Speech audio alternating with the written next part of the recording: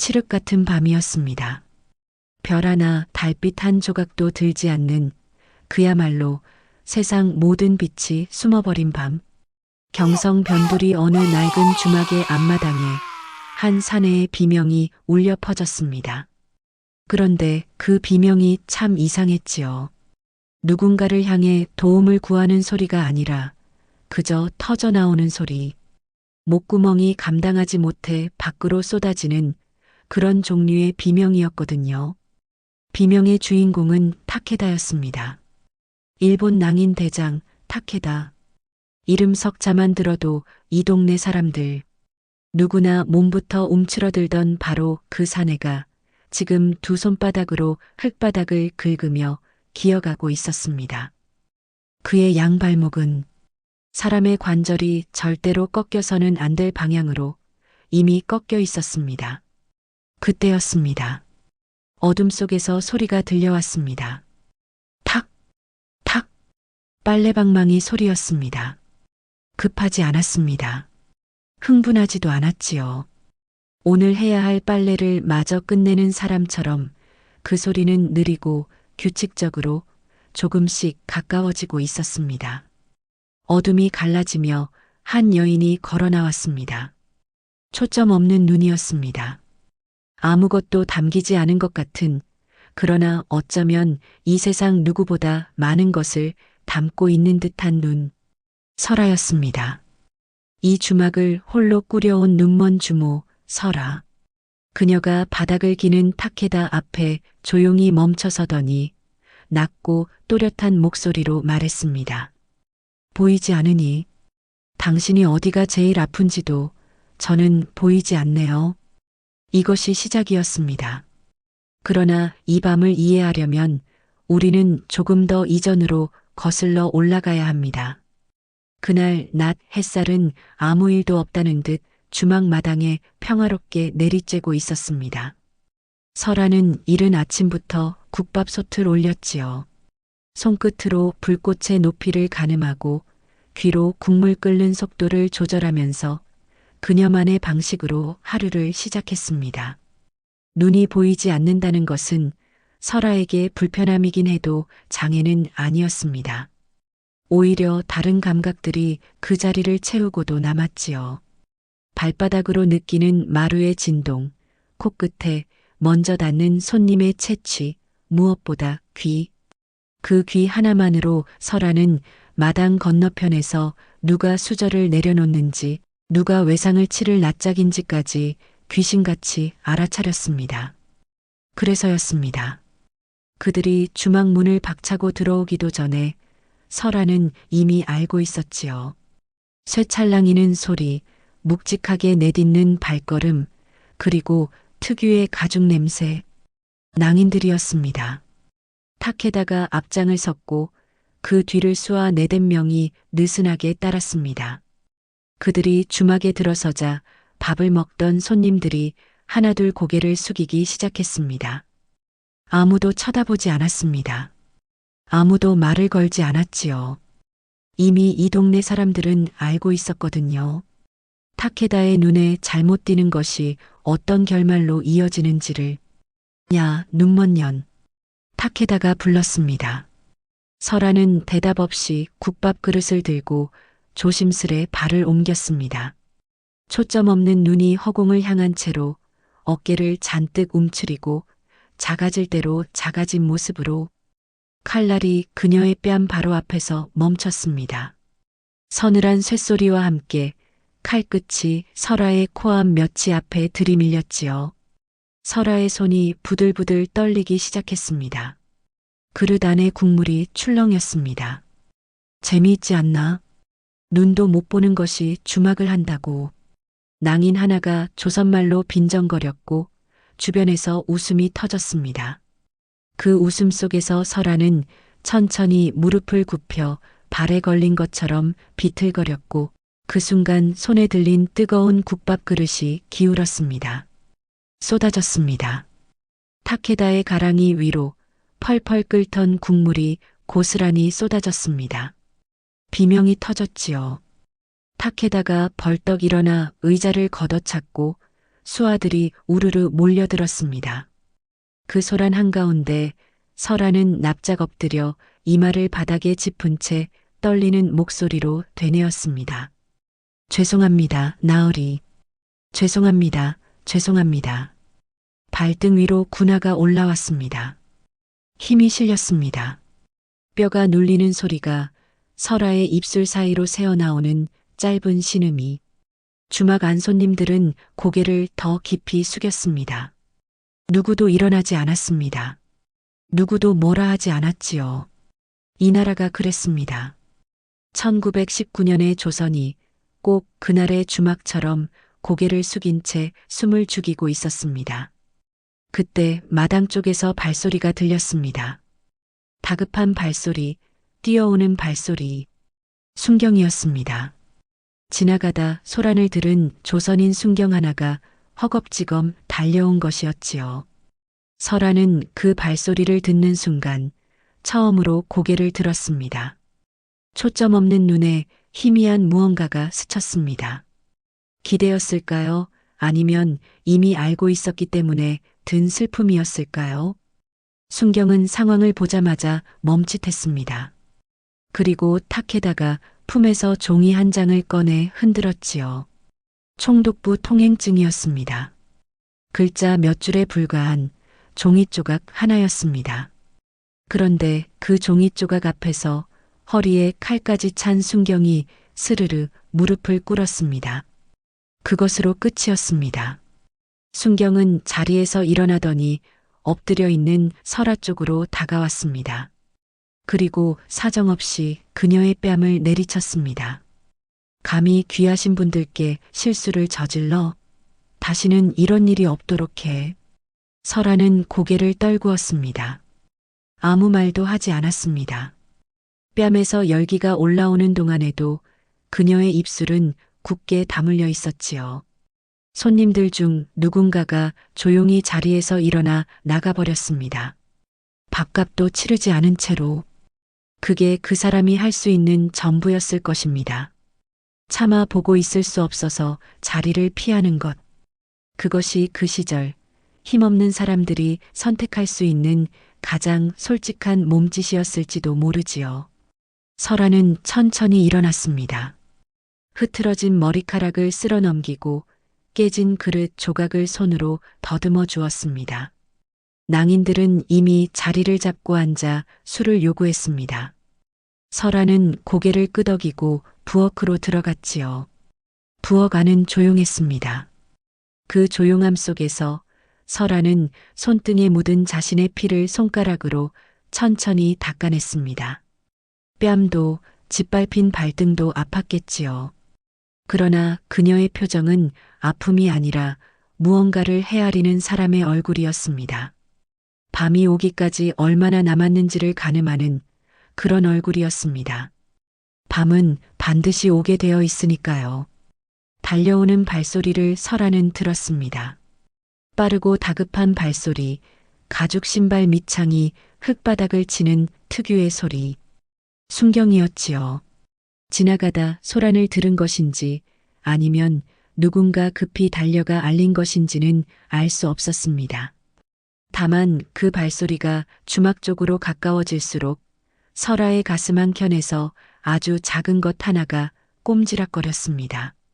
기대라고 부르기엔 너무 조심스러운, 그러나 희망이라고 부르기엔 이미 너무 많이 달아버린 바로 그 경계 어딘가에 있는 감정이었지요. 순경이 주막 마당으로 들어섰습니다. 숨이 차 있었습니다. 뛰어온 것이 분명했지요. 그는 마당의 상황을 한눈에 훑었습니다. 엎드려 있는 설아를, 그 위에 서 있는 낭인들을, 그리고 구석에서 숨죽이고 있는 손님들을. 순경의 손이 허리춤으로 갔습니다. 칼자루 쪽으로. 낭인들이 고개를 돌렸습니다. 탁해다가 순경을 바라보았지요. 표정이 변하지 않았습니다. 귀찮다는 듯 혹은 이미 이런 상황이 익숙하다는 듯 그는 천천히 품 안에 손을 집어넣었습니다. 종이 한 장이 나왔습니다. 총독부 통행증이었지요. 반듯하게 접힌 종이를 탁에다가 펼쳐 순경 쪽으로 들어 보였습니다. 글자 몇 줄, 붉은 도장 하나. 그게 전부였습니다. 세상 어떤 칼보다 날카롭고 세상 어떤 담장보다 높은 그 종이 조각 하나가 순경의 손이 칼자루에서 떨어졌습니다. 천천히였습니다. 아주 천천히, 마치 그 손이 스스로도 자신이 하는 일을 믿지 못하겠다는 듯 허공에서 잠깐 머뭇거리다가 그냥 옆으로 내려왔지요. 그리고 무릎이 굽혔습니다. 허리가 따라 숙여졌습니다. 조선인 순경이, 칼까지 찬 조선인 순경이 종이 한 장 앞에서 무릎을 꿇었습니다. 주막 안이 더 조용해졌습니다. 아까와는 다른 종류의 침묵이었지요. 아까는 두려움의 침묵이었다면 지금은 수치심의 침묵이었습니다. 밥을 먹던 손님들이 숟가락을 내려놓았습니다. 누구도 그 순경을 쳐다보지 않았지요. 쳐다볼 수가 없었습니다. 쳐다보면 자기 안에 있는 같은 것을 마주쳐야 하니까요. 이 나라 안에서 살아남으려면 누구나 한 번씩은 그 무릎을 꿇어야 했다는 것을 탁에다가 통행증을 다시 접어 품 안에 넣었습니다. 그리고 무릎 꿇은 순경을 내려다보며 턱짓 하나를 했지요. 짧고 무심한 턱짓이었습니다. 말이 필요하지도 않았습니다. 그 턱짓이 의미하는 바를 순경은 알아들었고 마당에 있는 모든 사람이 알아들었으니까요. 순경이 일어났습니다. 그리고 엎드려 있는 설아 쪽으로 걸어왔지요. 설아는 그 발소리를 들었습니다. 아까 달려올 때의 발소리와 지금의 발소리가 얼마나 달라졌는지를, 다급하고 의욕적이던 걸음이 무겁고 축 처진 걸음으로 바뀐 것을, 그 변화가 설아에게는 모든 것을 설명해 주었지요. 굳이 눈이 없어도 알 수 있었습니다. 손이 날아왔습니다. 뺨이 울렸지요. 설아의 고개가 옆으로 꺾였습니다. 순경의 목소리가 들렸습니다. 떨리고 있었습니다. 분노로 떠는 것인지 수치로 떠는 것인지 아니면 두 가지가 뒤섞인 것인지 설아는 알 수 없었지만 그 떨림만큼은 분명히 느꼈지요. 감히 귀하신 분들께 실수를 저질러 다시는 이런 일이 없도록 해. 말이 끝나자마자 순경은 돌아섰습니다. 설아를 향해 단 한 번도 시선을 주지 않은 채로, 그것이 어쩌면 그 사람이 할 수 있는 유일한 자기 보호였을지도 모릅니다. 마주치면 무너질 것 같아서 그냥 보지 않기로 한 것. 그러나 그 외면이 칼보다 더 깊이 박혔다는 것을 순경은 알았을까요? 몰랐을까요? 낭인들 사이에서 웃음이 터졌습니다. 낮고 더러운 웃음이었지요. 설아는 고개를 들지 않았습니다. 뺨에서 열기가 올라오고 있었고 짓밟힌 발등은 아직도 욱신거리고 있었지만 그녀의 눈은 흔들리지 않았습니다. 초점 없는 눈이 그대로였지요. 울지 않았습니다. 당연히 울지 않았습니다. 설아는 이미 오래전에 이 나라에서 눈물이 아무 쓸모가 없다는 것을 배웠으니까요. 그때 구석에서 소리가 났습니다. 의자 끄는 소리였지요. 손님 하나가 조용히 일어서고 있었습니다. 중년의 사내였습니다. 밥값을 내지 않았습니다. 그냥 일어나서 고개를 한 번도 들지 않은 채 발소리도 죽인 채로 주막문을 빠져나갔지요. 뒤이어 또 한 명이 일어났습니다. 그 다음도 하나씩, 둘씩 손님들이 빠져나갔습니다. 도망치는 것이 아니었습니다. 차마 더 보고 있을 수 없어서 자리를 피하는 것이었지요. 그것이 그 시절 힘없는 사람들이 선택할 수 있는 가장 솔직한 몸짓이었습니다. 맞서지는 못하지만 함께 웃지도 않겠다는 말 대신 발로 표현하는 그 작은 저항이 타케다는 그것을 막지 않았습니다. 신경조차 쓰지 않았지요. 그에게 저 손님들은 애초에 사람의 범주에 들어있지 않았을 테니까요. 마당이 비었습니다. 낭인들만 남았고 설아만 남았지요. 설아는 천천히 몸을 일으켰습니다. 흐트러진 머리카락이 뺨 위로 쏟아졌지만 쓸어 넘기지 않았습니다. 깨진 국밥 그릇 조각을 손으로 더듬어 주어 담았지요. 낭인들이 자리를 잡고 앉으며 술을 요구했습니다. 설아는 고개를 끄덕이고 부엌으로 들어갔습니다. 부엌 문이 닫혔습니다. 아무도 보지 않는 그 공간에서 설아는 손등의 핏자국을 엄지로 천천히 닦아냈습니다. 뺨도 아팠습니다. 발등도 아팠지요. 그러나 그것들보다 더 오래 남을 것이 있다는 것을 설아는 알고 있었습니다. 뺨을 때린 손이 낭인의 손이 아니라 조선 사람의 손이었다는 것, 그 손이 떨고 있었다는 것, 그리고 그 떨림 안에 두려움만 있는 것이 아니라 수치심도 함께 있었다는 것을 설아는 그것을 탓하지 않았습니다. 탓할 수 없었지요. 살아남기 위해 무릎을 꿇어야 하는 세상을 만든 것은 그 순경이 아니었으니까요. 다만 그렇기 때문에 더 화가 났습니다. 그 순경을 탓할 수도 없고 그렇다고 용서할 수도 없는 이 감정이 갈 곳을 찾지 못하고 가슴 안에서 뜨겁게 맴돌았지요. 술 주전자를 들었습니다. 손이 흔들리지 않았습니다. 부엌 창 너머로 해가 기울고 있었습니다. 황토빛 빛이 주막 마당을 길게 가로질렀다가 조금씩 물러나고 있었지요. 설아는 그 빛이 사라지는 방향을 귀로 느꼈습니다. 바람이 달라지고 공기가 식어가고 새소리가 멎는 것으로 밤이 오고 있었습니다. 설아가 기다리던 것이 드디어 오고 있었지요. 밤이 왔습니다. 낮에 소란이 가라앉고 주막의 등불이 하나씩 꺼져가던 그 시간, 타케다와 수아들은 빼앗아온 술을 들이붓고 있었지요. 누군가의 눈에서 억지로 걷어온 쌀로 빚은 탁주였을 테고 누군가의 눈물이 녹아든 안주였을 테지만 그런 것은 그들에게 아무 상관이 없었습니다. 웃음소리가 컸고 목소리는 더 컸으며 시간이 갈수록 그 소리들은 점점 더 짐승의 울음에 가까워졌습니다.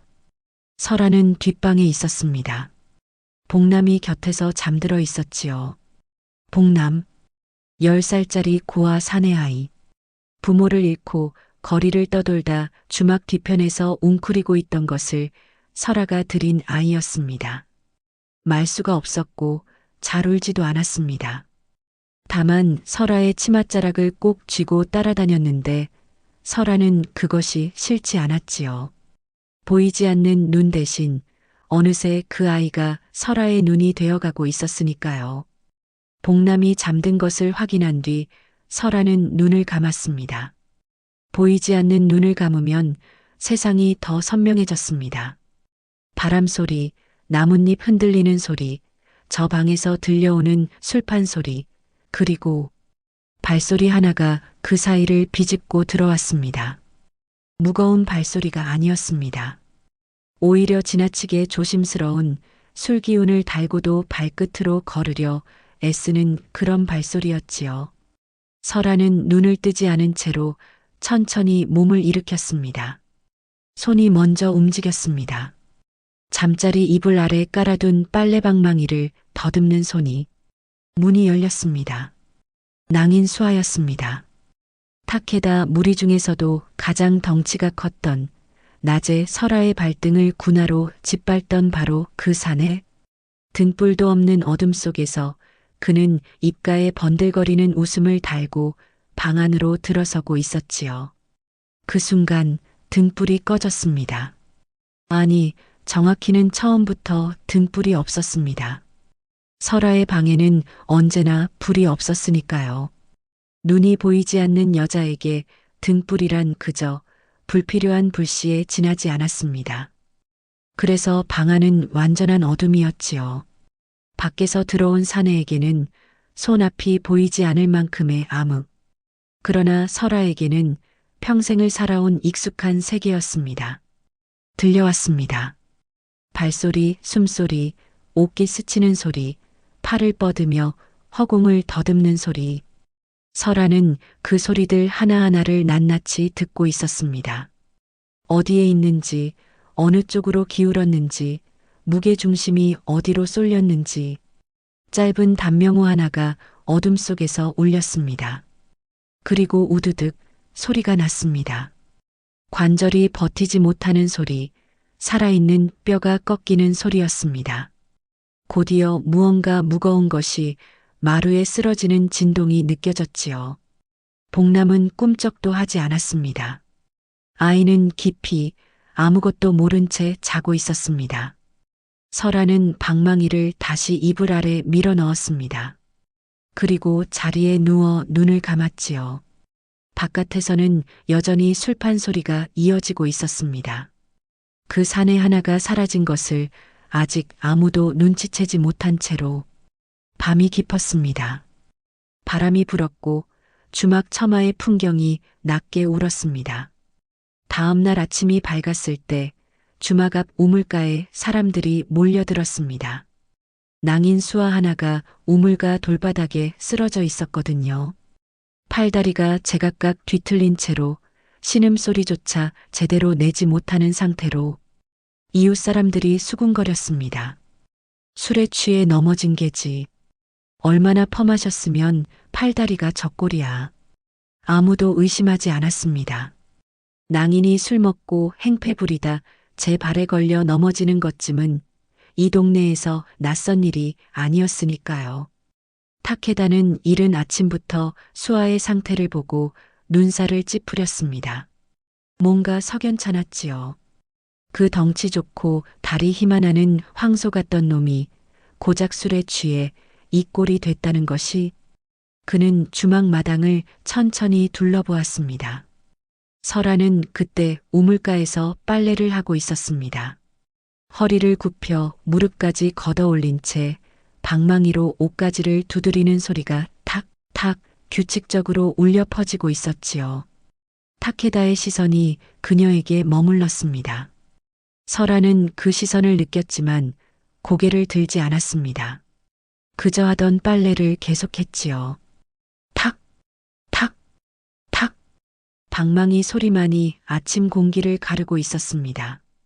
타케다는 한참을 그 자리에 서 있다가 이윽고 발길을 돌렸습니다. 눈먼 여자가 무슨 짓을 하겠냐는 듯, 혹은 그냥 모른 척하기로 한 듯. 그러나 그 뒤통수를 향해 설아의 초점 없는 눈이 아주 잠깐 정확하게 향해 있었다는 것을 타케다는 알지 못했습니다. 밤이 남긴 것은 그것으로 충분했습니다. 아직 시작도 하지 않은 것들이 기다리고 있었지요. 그날 오후 주막은 조용했습니다. 아침에 소란이 가라앉고 낭인들이 어디론가 몰려나간 빈틈을 타서 복남은 마당 한쪽에서 나뭇가지로 흙바닥에 무언가를 긁적이고 있었지요. 설아는 그 기척을 등으로 느끼며 뒷방 문을 닫았습니다. 방 안에는 물 한 대야가 놓여 있었습니다. 설아는 천천히 무릎을 꿇고 앉아 이불 아래서 빨래방망이를 꺼냈습니다. 손끝으로 훌근이 느껴졌지요. 굳어 있는 것이, 밤새 말라붙은 것들이. 그녀는 아무 말 없이 방망이를 물에 담갔고 천을 적셔 한 줄 한 줄 나무결을 따라 닦아내기 시작했습니다. 이 방망이는 원래 빨래를 위한 것이 아니었습니다. 스승이 처음 건네던 날을 설아는 아직도 기억했지요. 아니, 정확히는 기억한다는 표현이 맞지 않을지도 모릅니다. 설아가 기억하는 것은 그날의 풍경이 아니라 그날의 소리였으니까요. 스승의 손에서 방망이가 넘어올 때 나던 묵직한 소리, 스승의 목소리가 낮게 깔리던 방식, 그리고 그 목소리 뒤에 실려있던 긴 침묵. 눈이 없으면 두려울 것 같지? 그런데 설아야, 세상에서 가장 무서운 것은 눈이 있으면서도 보지 못하는 사람들이란다. 스승은 맹인이었습니다. 그러나 설아가 평생 만난 사람들 중에서 세상을 가장 선명하게 보는 이였지요. 전국을 떠돌며 의병들 사이에서 전설처럼 불리던 이름이 있었지만 설아는 그를 그냥 스승이라고 불렀고 스승도 그것으로 충분해했습니다. 그는 설아에게 건법을 가르치지 않았습니다. 칼을 쥐어주지도 않았지요. 대신 들을 것을 가르쳤습니다. 들리지 않는 것까지 들을 것을, 들림과 들리지 않음 사이의 결을 읽을 것을. 소리에는 무게가 있어. 거짓말하는 사람의 발소리는 진실한 사람의 발소리와 달라. 겁먹은 사람의 숨소리는 화가 난 사람의 숨소리와 달라. 너는 이미 그것을 느끼고 있지만 아직 믿지 못하고 있을 뿐이야. 3년이었습니다. 3년을 스승 곁에서 지내며 설아는 귀로 세상을 다시 배웠지요.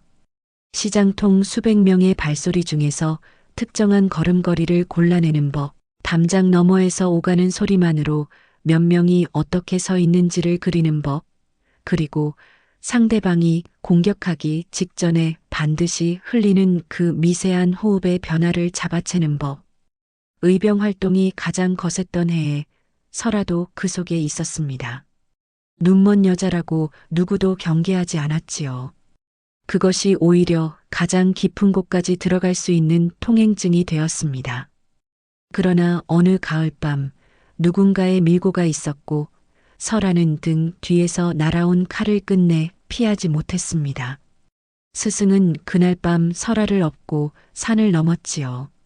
새벽이 될 때까지 말없이 그 무거운 몸을 내려놓지 않은 채로. 등의 흉터는 그날 밤의 것이었습니다. 그리고 스승의 문신. 생전에 스승이 제 손으로 새긴 것을 설아의 어깨 위에 옮겨 새겨준 먹빛 자국. 설아는 손끝으로 그 자리를 더듬었습니다. 옷 위로도 느껴지는 익숙한 굴곡. 스승은 그것이 무엇인지 끝내 설명하지 않았지요. 다만 이렇게만 말했습니다. 잊지 말아야 할 것을 잊을 것 같을 때 거기 손을 얹어라. 스승은 이듬해 봄에 죽었습니다.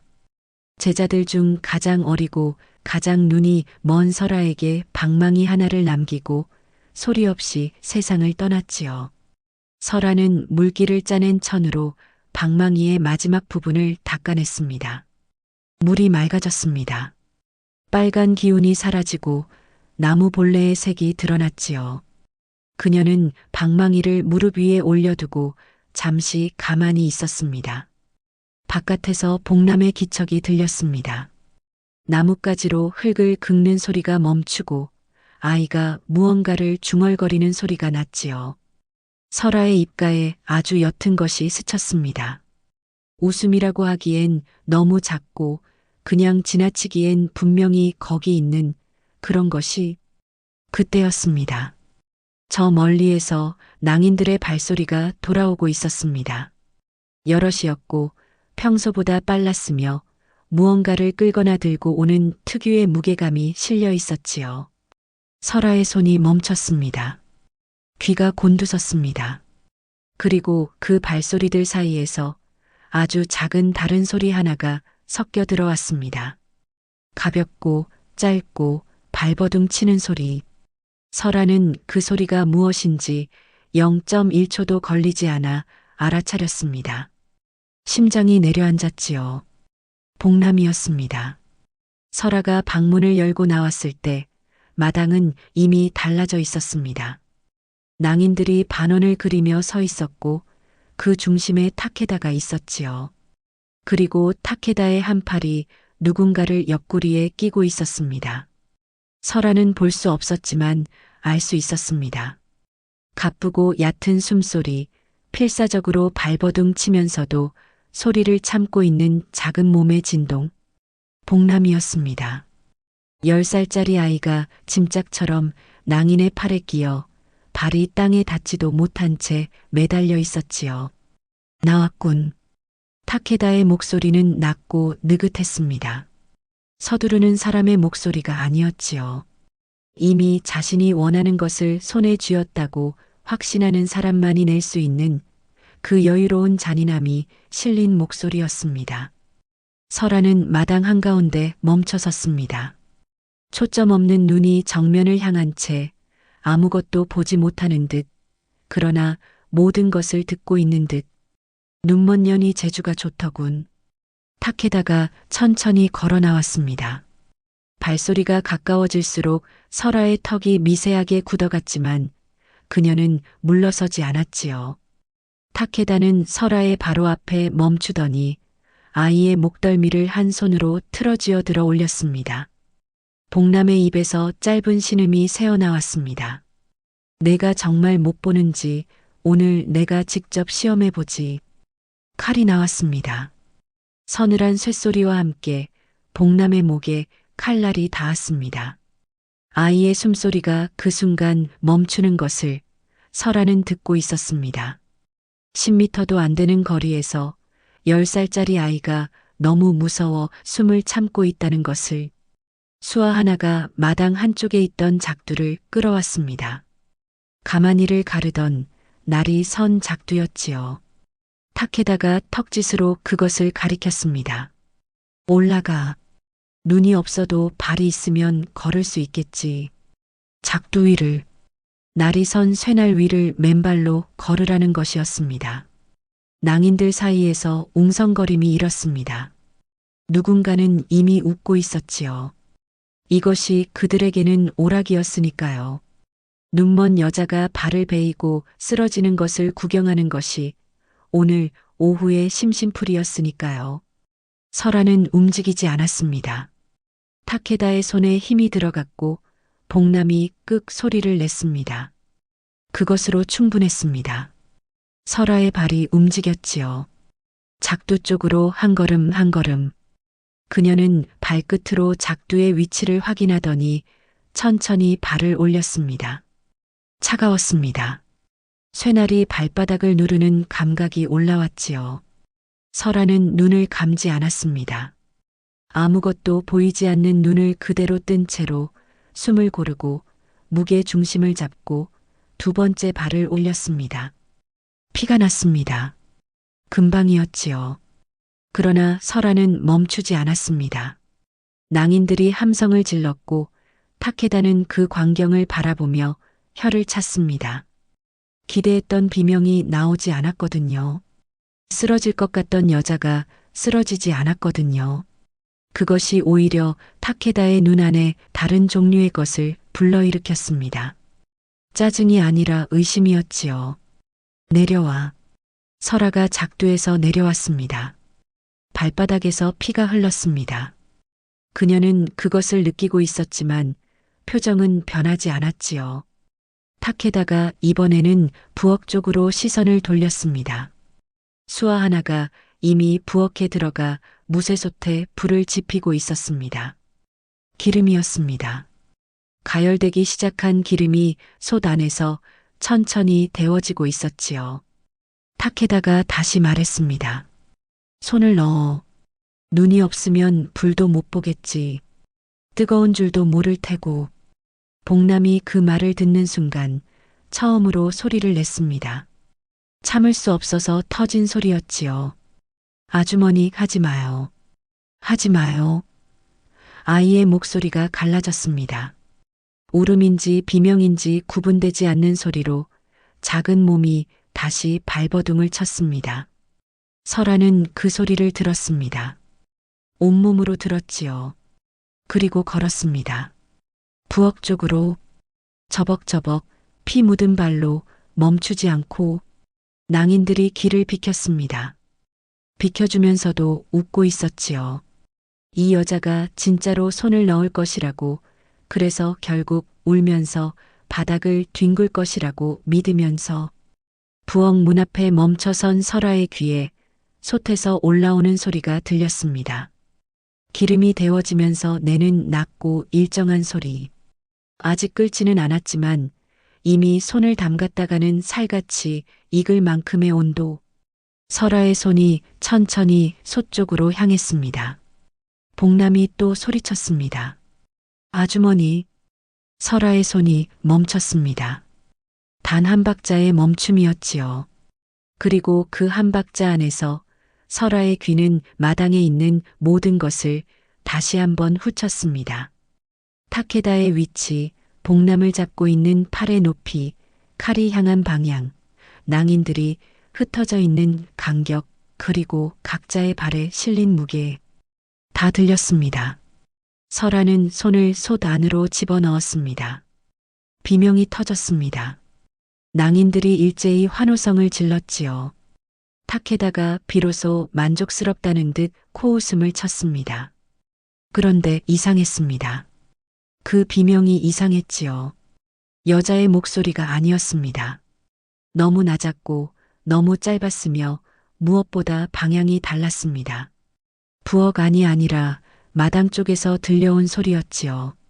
낭인들이 고개를 돌렸습니다. 마당 한가운데 뭔가가 달랐습니다. 복남을 끼고 서 있던 수아가 이상한 자세로 기울어 있었지요.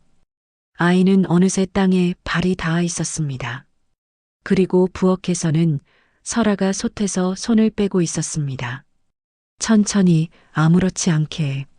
손에는 화상이 없었습니다.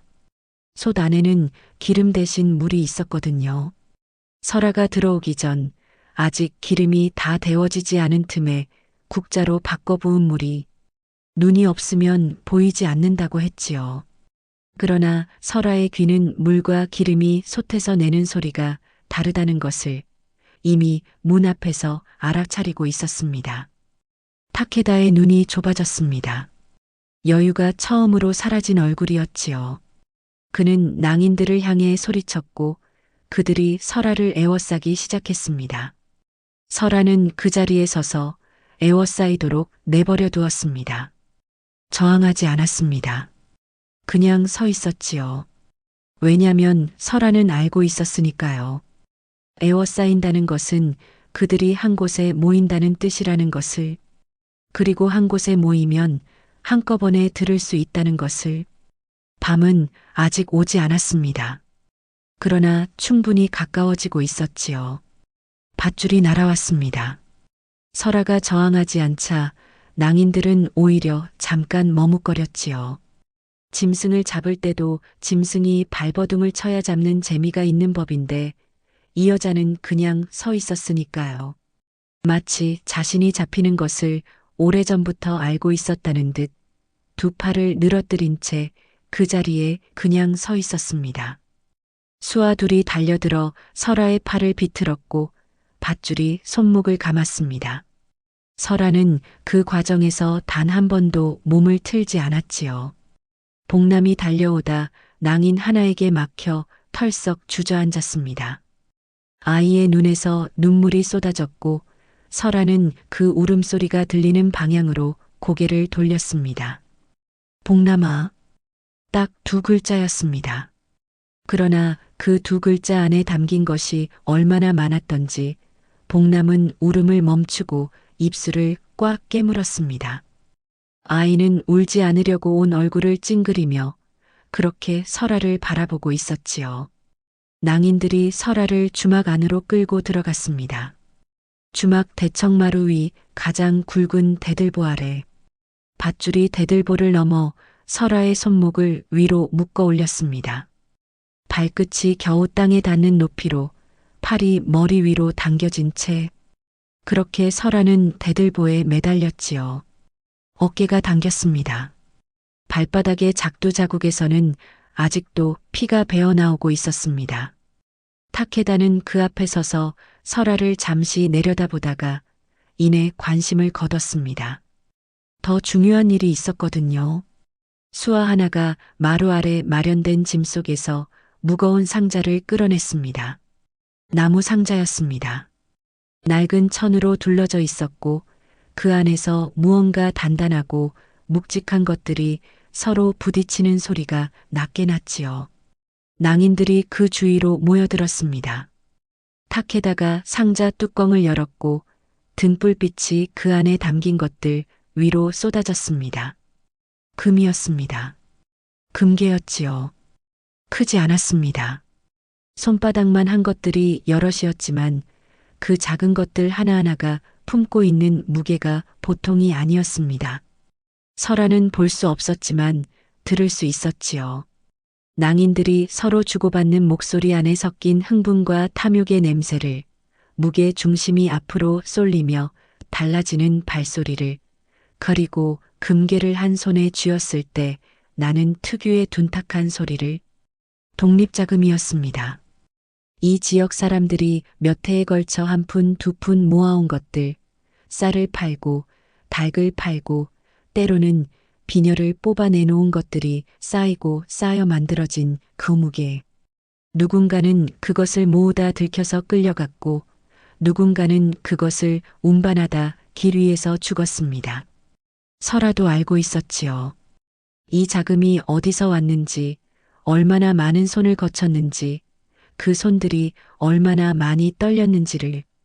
그런데 지금 그것이 저 상자 안에 담긴 채 낭인들 앞에 펼쳐져 있었습니다.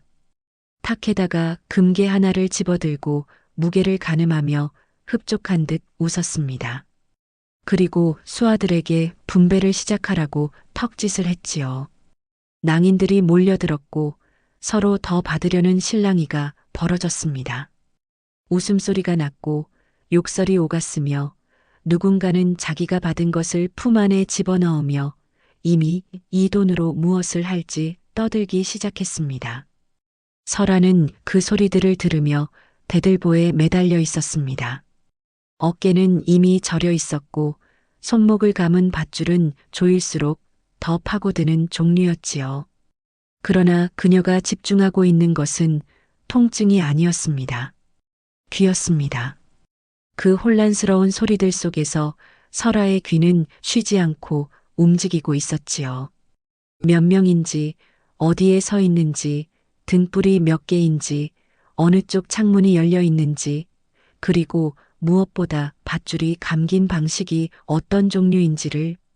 밧줄이란 것은 묶는 사람의 손버릇이 그대로 남습니다. 오른손잡이가 묶은 매듭과 왼손잡이가 묶은 매듭이 다르고 서두른 사람의 매듭과 꼼꼼한 사람의 매듭이 다르지요. 설아를 묶은 수아는 서둘렀습니다. 힘은 있었지만 정확하지 않았고 그 부정확함이 손목과 밧줄 사이에 아주 작은 공간을 남겨두고 있었습니다. 설아는 그 공간을 느끼고 있었지요. 탁에다가 분배를 마치고 일어섰습니다. 그는 상자 뚜껑을 다시 덮으며 수아들에게 말했지요.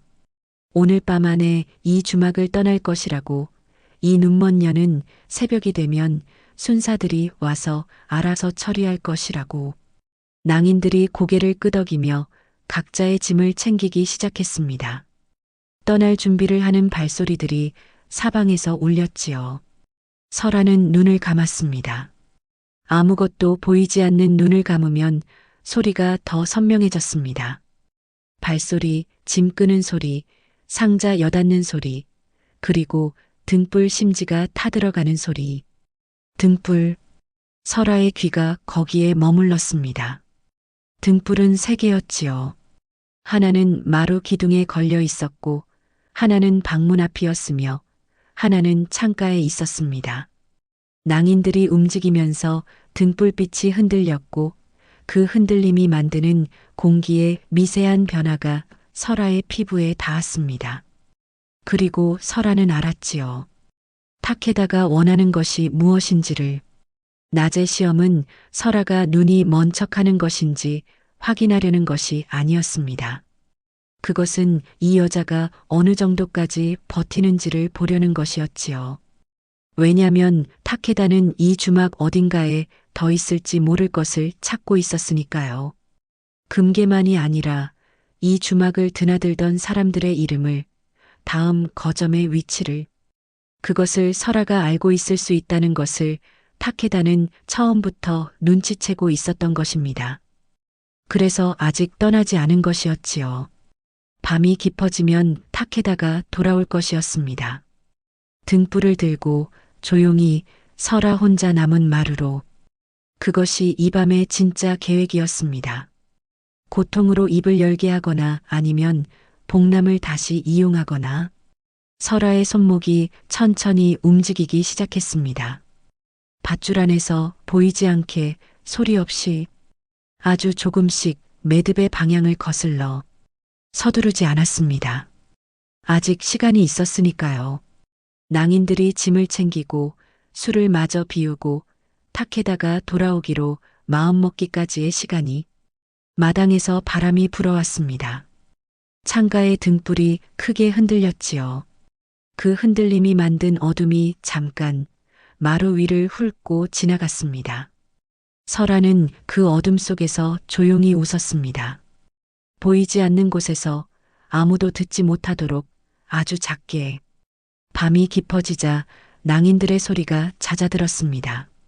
짐을 꾸리던 소리, 술병을 기울이던 소리, 서로 떠들던 소리가 하나씩 사그라들면서 주막은 이상할 만큼 조용해졌지요. 너무 조용해서 오히려 불안한 종류의 고요함이었습니다. 설아는 대들보에 매달린 채 그 고요함을 듣고 있었습니다. 낭인들이 잠든 것이 아니라는 것을 알고 있었지요. 잠든 사람의 고요함과 기다리는 사람의 고요함은 숨소리가 다르거든요. 타케다가 움직였습니다. 발소리가 없었습니다. 아니, 정확히는 없애려 했지요. 맨발로 최대한 천천히 마루 위를 미끄러지듯. 그러나 설아의 귀에는 들렸습니다. 나무 마루가 무게를 받을 때 내는 아주 미세한 삐걱임이 마치 속삭이듯 설아에게 전해졌지요. 10걸음, 8걸음, 5걸음. 등불이 꺼졌습니다. 타케다가 마지막 등불의 심지를 손가락으로 눌러 끄는 소리가 낮게 났지요. 주막 안이 암흑으로 변했습니다.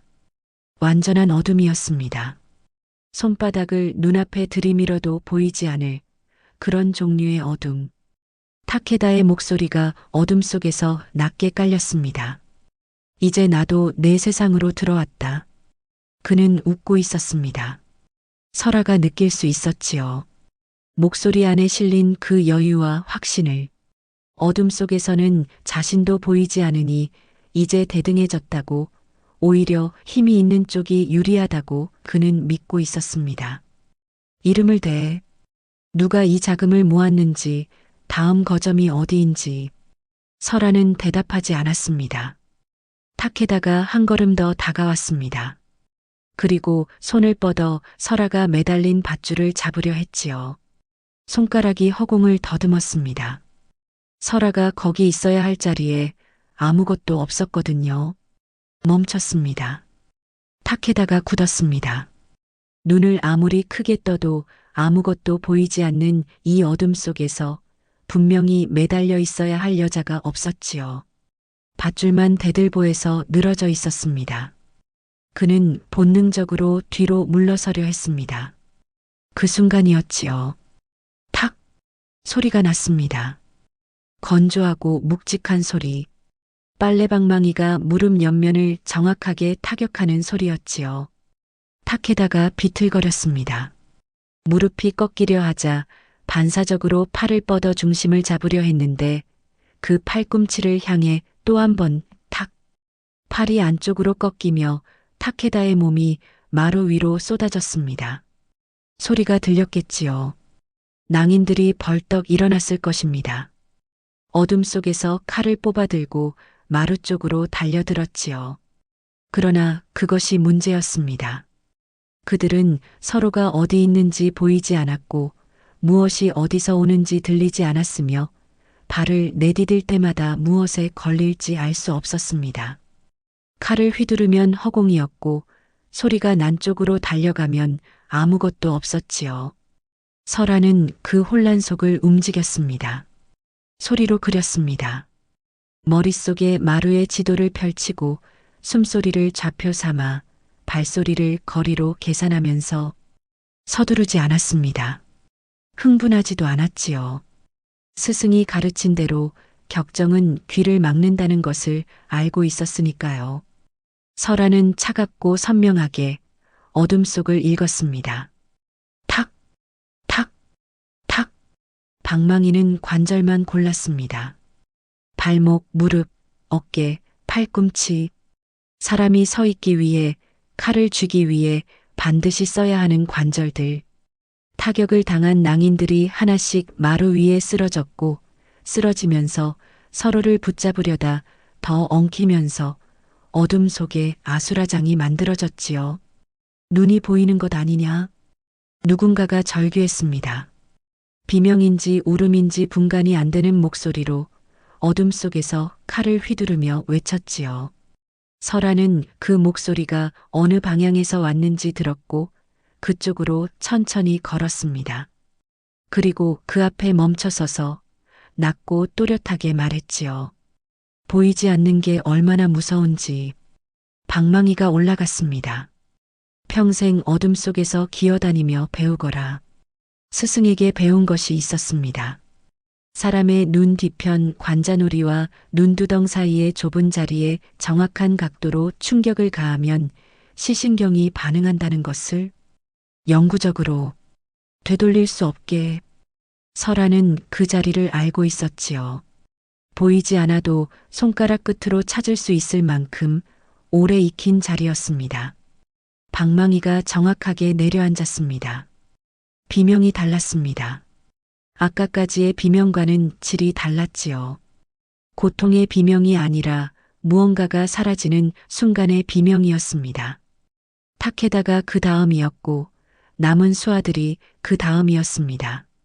하나씩 차례로 설아는 그들이 낮에 자신에게 심어놓은 공포를 밤새 자신에게 계획했던 것들을 고스란히 돌려주었지요.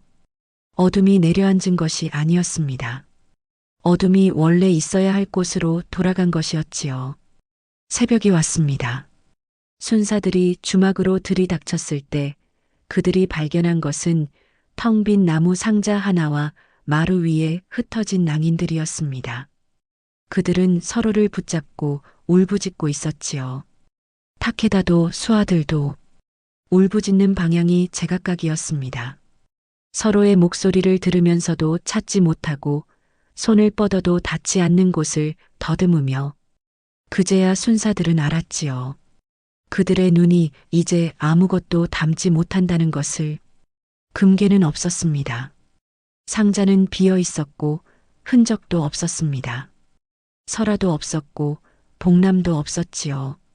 마을 사람 하나가 새벽 안개 속에서 언덕 위를 올려다보다가 멈췄습니다.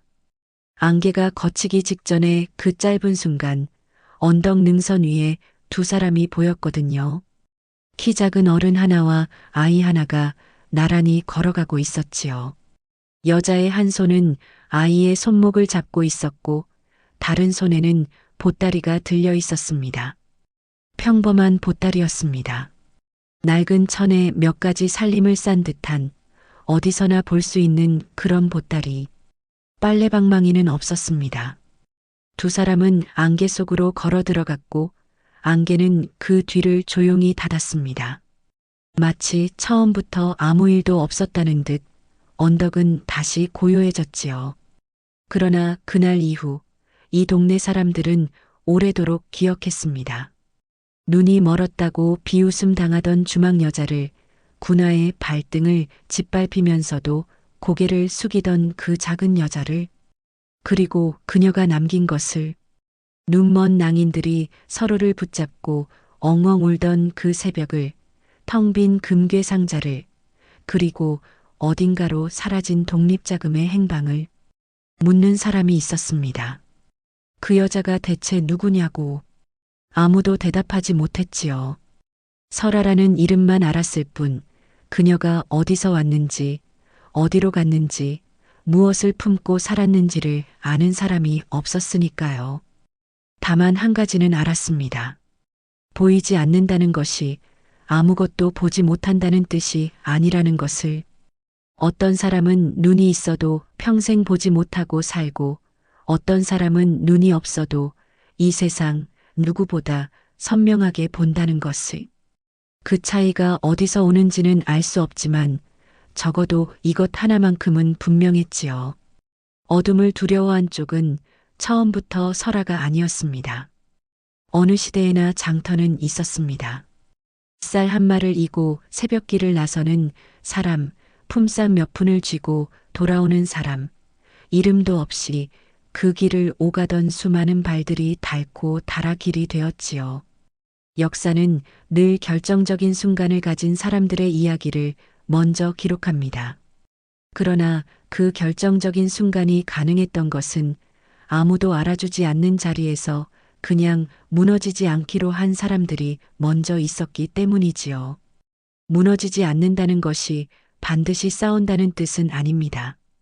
맞아도 내일 아침 다시 솥을 올리는 것, 빼앗겨도 다시 씨앗을 심는 것, 그 지독하게 평범한 반복이 사실은 가장 긴 싸움이었다는 것을 우리는 이제야 조금씩 알아가고 있습니다. 지금 이 순간에도 어딘가에서 누군가는 그렇게 하루를 버티고 있을 것입니다. 거창한 이름 없이, 기록될 일 없이, 그냥 오늘 하루를 살아내면서 민초들이 만들어 온 것이 우리가 지금 숨쉬는 이 공기라면 우리는 그것을 무엇이라 불러야 할까요? 오늘 이야기가 재밌었다면 꼭 댓글로 한마디씩 남겨주세요. 구독과 좋아요도 부탁드립니다.